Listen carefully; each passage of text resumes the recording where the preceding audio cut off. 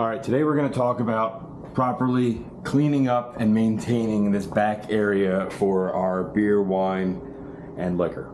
So right over here we have our beer cooler. We have our control for our untapped, our bar track keg management system, our point of sale. So we use this to control knowing where our beers go. Over here is a CO2 alarm, so if there's a leak in CO2, this goes off to let us know there's a leak and to secure the area. This box right here generates the nitrogen for our beer gas and blends the two together. These are backup tanks. These should always be off. If there's ever an issue, the manager will handle putting the reserve tanks on.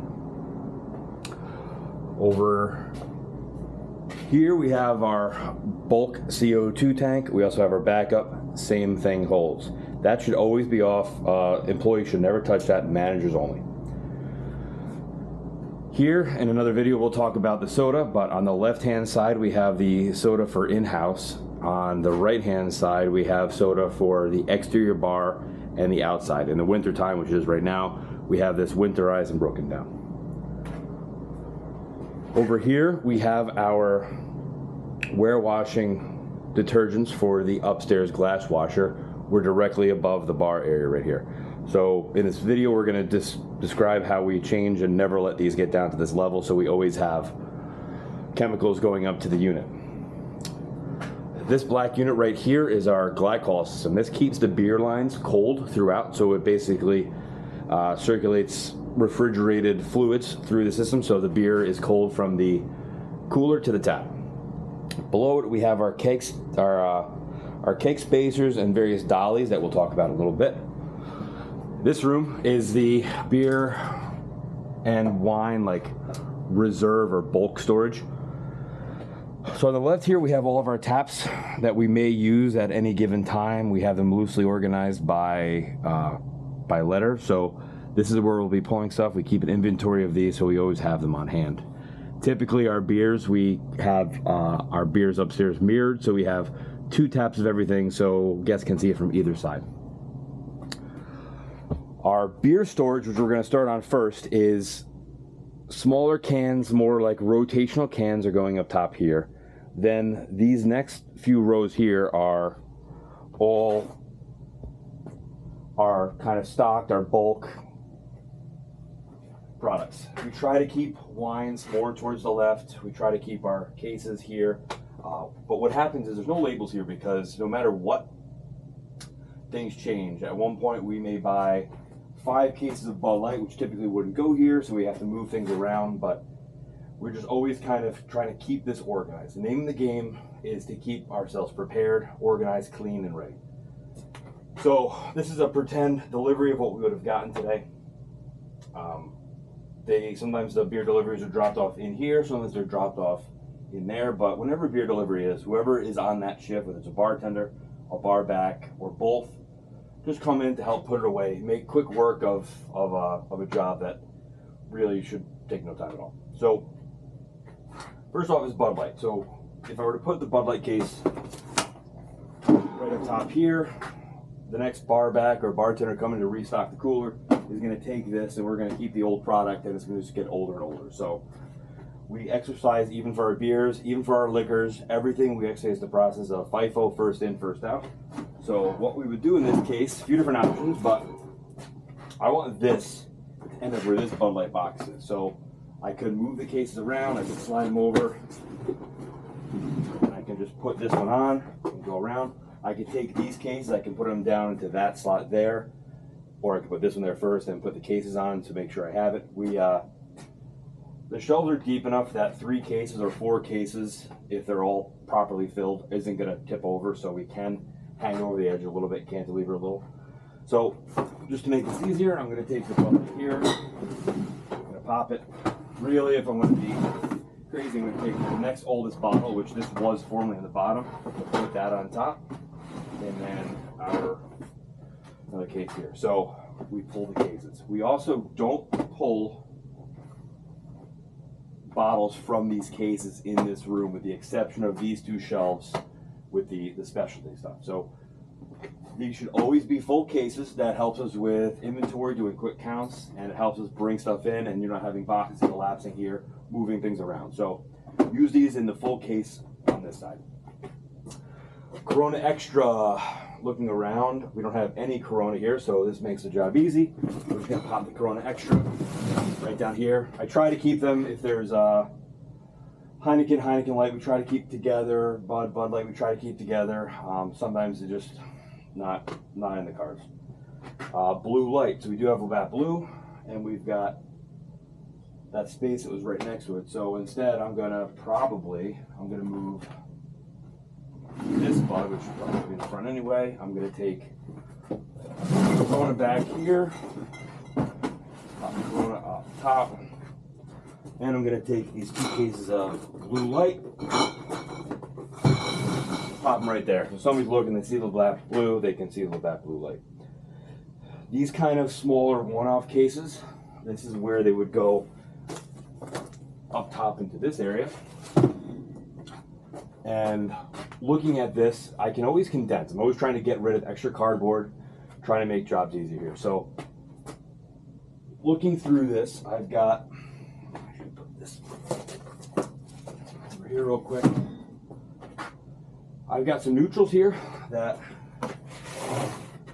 are 2 different flavors, but I can get rid of this. I can move this, I can move this. I could for this stoner case.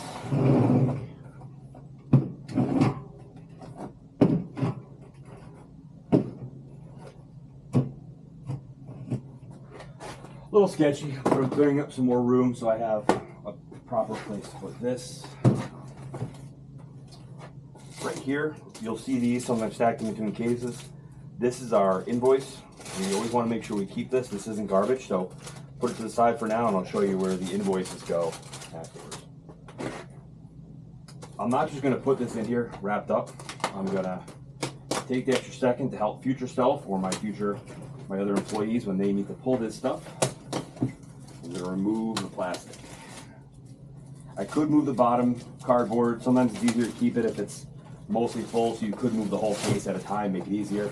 When you get down to smaller quantities, like up here, and I need the space, I can move this into its own kind of slot here. Give myself a little if I needed it. We try to keep the corners as dead space because if it's full up, it's tough to maneuver around there. So this ginger beer, I'm going to take this. I'm actually not going to wrap this because this may be a mispick. I can take this and I could probably put these 2 that are here. Same thing. Just take that off. Make it easier for the person. So we got Northway openers right there. This all or nothing can is only 1. This should never be a thing. This should always be pulled to the cooler if it's down to count of 1. And then I have enough room moving this Lake's key lime. To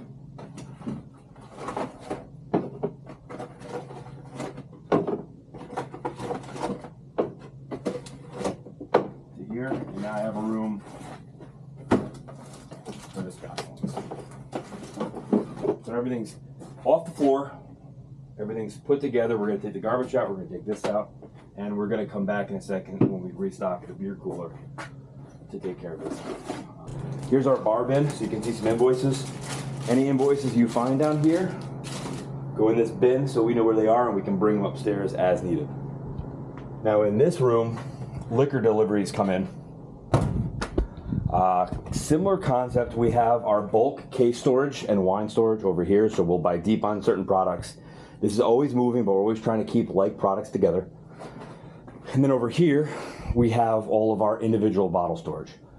Loosely organized alphabetically, so we have our vodkas going A to Z, we have our whiskey, bourbons, and scotches, A to Z. Downtown we have our cordials going all around. Over here we have tequilas and mezcals, then we have our rums, then we have our gins.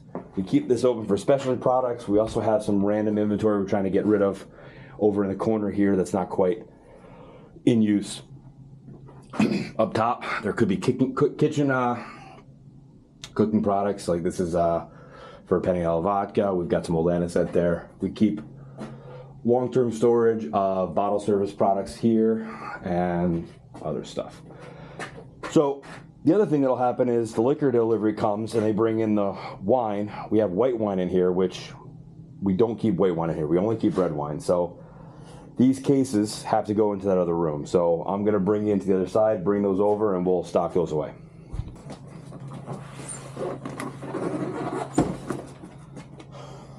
So depending on if you feel comfortable or not, you can carry a case at a time. You shouldn't carry more than one case at a time. We also do have a red dolly that you could load up, roll into here, and move product around easier. So I've got Kung Fu Girl Riesling. I have 2 cases already, so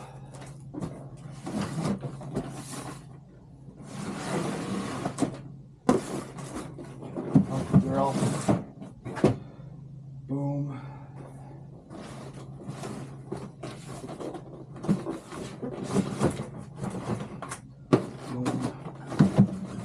Boom.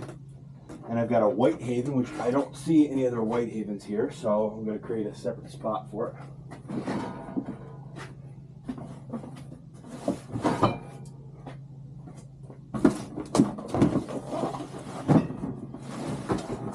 we go.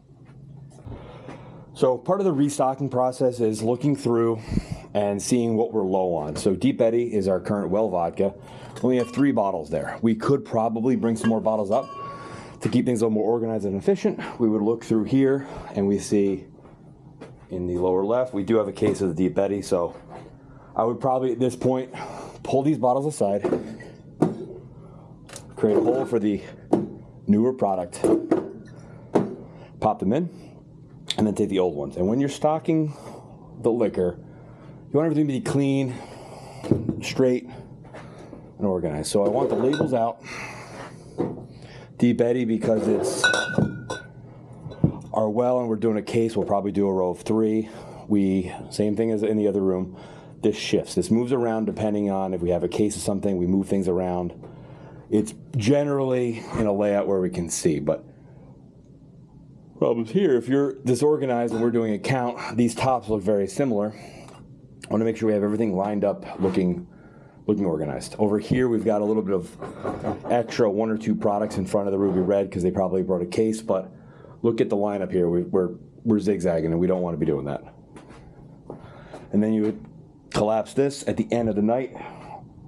All of this cardboard, this whole place gets swept every night. Random cardboard like this gets pulled. So we're set up and we're having it easier for the next person.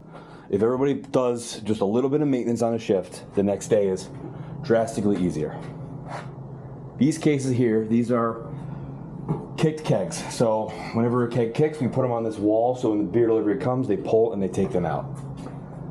These cases of champagne will be going into that back room. But now we're going to talk about this area here. So beer deliveries come in. They could get dropped here, they could get dropped here. There may be 15 kegs that dropped off, there may be 3. It's really just varies depending on the time of year. Here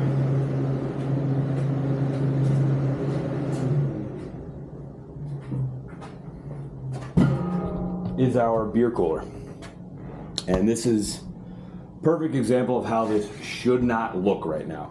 There is trash on the floor, there's rags everywhere, there's beers that aren't backed up with a backup keg.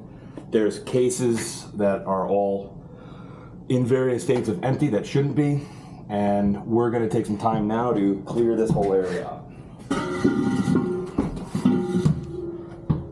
So, starting with the beer. Because we're very limited on storage, we keep essentially 2 cases of beer per product, except for some one-offs that we don't go through a lot of in here. They're all labeled as to where things go, and when you're trying to restock, you don't want to be having to go through, or somebody will just tear open a small little part of a bottle and you got to kind of finagle in here. So the nice way of doing this is to rip these tabs off. We're going to be breaking the boxes down at some point anyway, so we're going to give ourselves a head start breaking it down. making this look way cleaner, and if it looks clean, we're gonna operate clean. And that's what we always wanna be doing. So, I'm looking at this case here. I've got a whole case that is a whole bit of cardboard that just has 3 bottles, and then I've got a Labatt Blue there.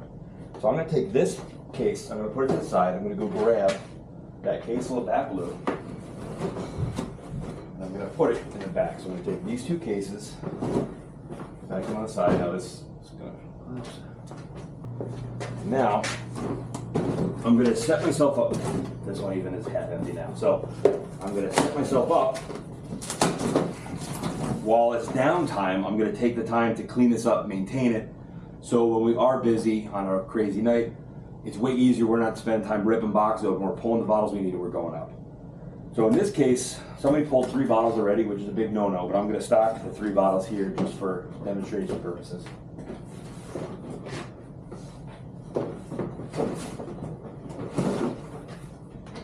To pretend this is a full case. So this is the full case I just brought in. I'm gonna take these sides off.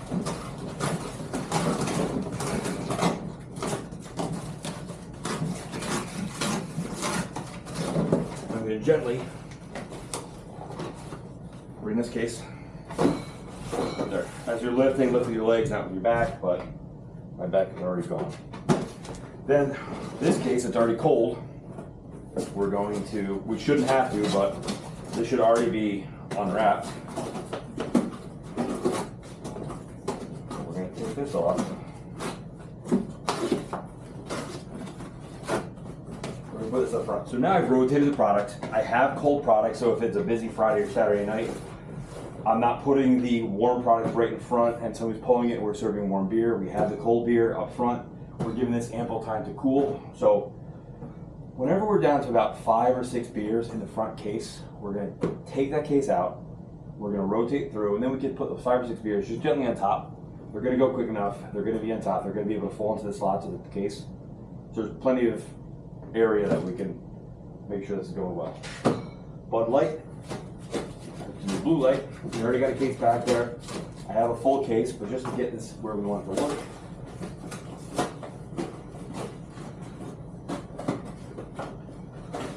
I'm using my hand. You can use a knife if you feel comfortable. If you're using a knife, you want to make sure that you're just have the blade. We have the ceramic bladed knives.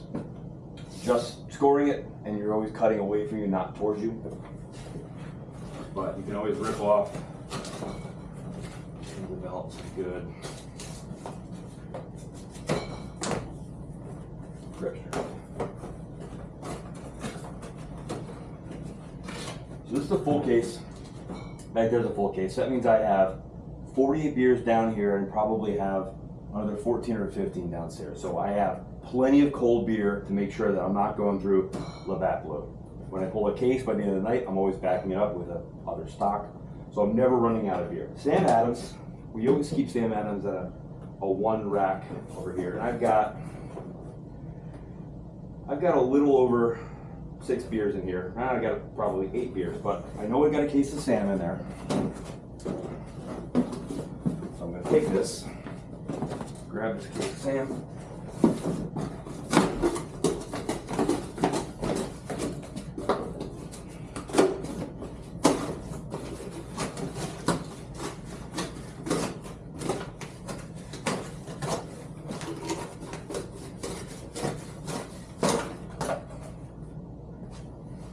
Slide the Sam through the front. And now these Sams come in 6-packs. We can take 1 6-pack, put it right in front, take another 6-pack right in. So I'm maximizing the amount of cold product I have. Now to make my job easier later, take this good case.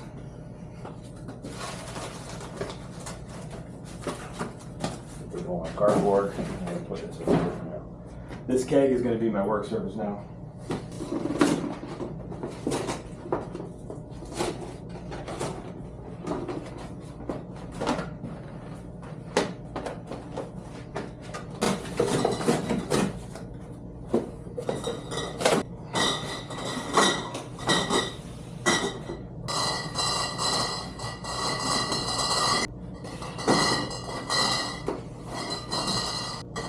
am on top.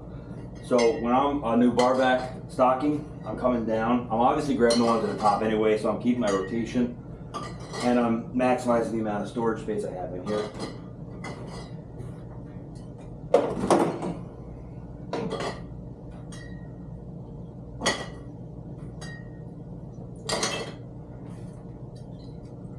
Mine's a little too much, but just to show you, that's what we're looking like. We're going from this, where you got to reach in, you're not sure what's there, you got to go under to grab product, to up here where you can easily see how much you have. It's cleaner. You're not knocking things over because there's flaps. So we're going to finish up the beer side, then we're going to go to wine.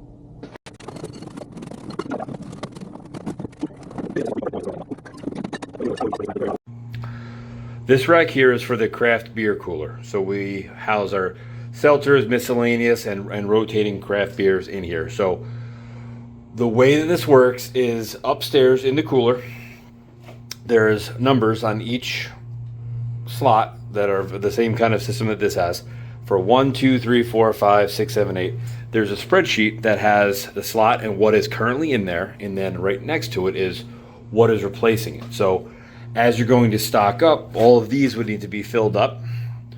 You're going to say, all right, slot 2, it's Sun Cruiser Peach. I go in the back cooler and I still have Sun Cruiser Peach. So I restock. I can pull this whole thing out on wheels. I can bring the whole thing back there if I want, and I can stock from the back, push it forward. It's not going to come out. So we have it set up for first in, first out. If you go in the back and there's no more Sun Cruisers, then you're going to look and you're going to see that the next thing on that list is going to be 1911 Sangria. So right off the bat, you're just going to backfill it. So we have the new product cycled through. You pull these last 2 cans, put it up, and then even, once there's like 3 or 4 slots open upstairs, you're going to add the new product in. So there's a continuous flow of the beer product going through. So this can be rolled out to the back room to make it easier, because this is the one where we can break cases in the back to stock this properly. Over here, we never break cases. So we have 22 draft beers in our system. In order to maintain that, we need everything to be mobile, and we need to utilize height. So the way the system works is each keg is assigned a number. On these black boxes are the line number that corresponds to the line up top. We have 1 keg per line that splits, and right here it splits onto both sides of the bar. So we only have to stock up if the Mick Ultra is kicked, it's 1 keg of Mick Ultra that goes to both sides, not individual.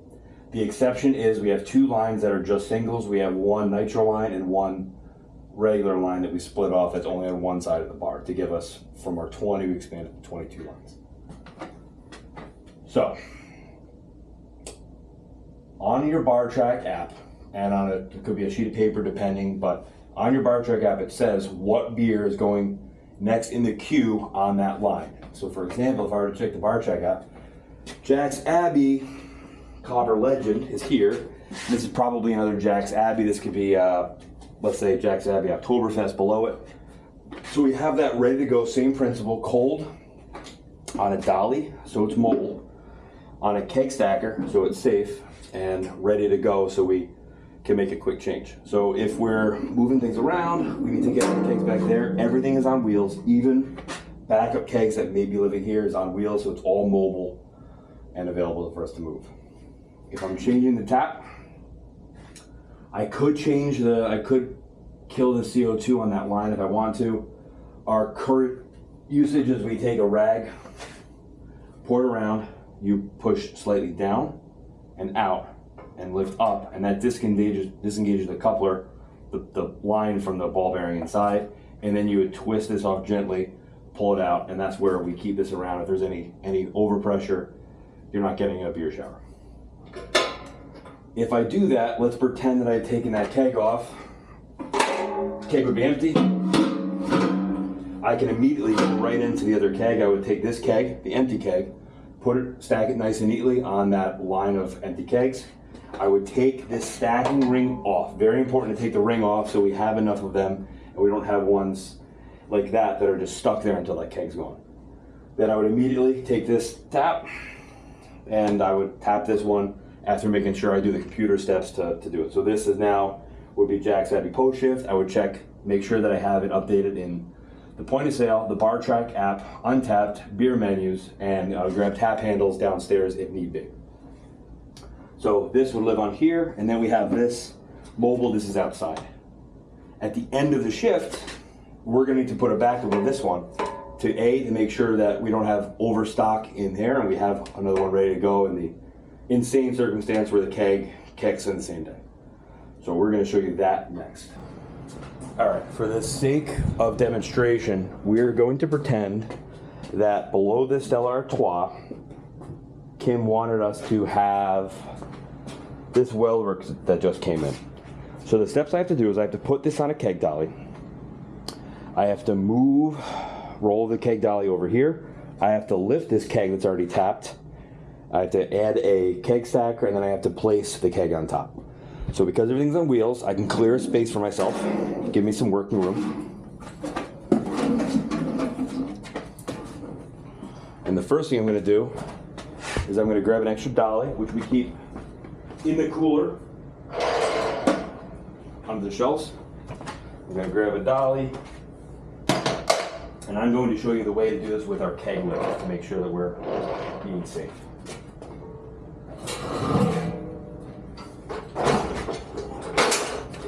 This guy right here is our keg lift. It has a hook that hooks onto the handle, and you can just simply clamp the lift up to get your beer where you need to go. So go a little too high, we're going to go a little lower, we're going to go a little lower. Now I'm just going to really with one hand, I can lift this up. Now I can move this keg around without sliding, dragging, hurting my back, lifting over a certain way. I'm going to move the keg dolly in place. And now all I have to do is rotate the other direction, a little resistance, and then it goes. And yeah, touchdown. Back off a little more, I can pull this out. This guy is now on this. So,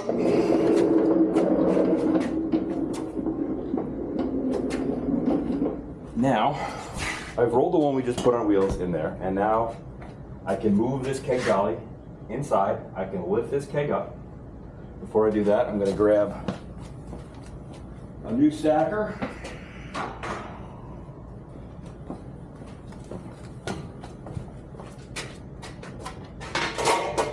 There's a little lip for stopping when you're pushing it in. You want that away from where you're going to be going. I can roll this guy out.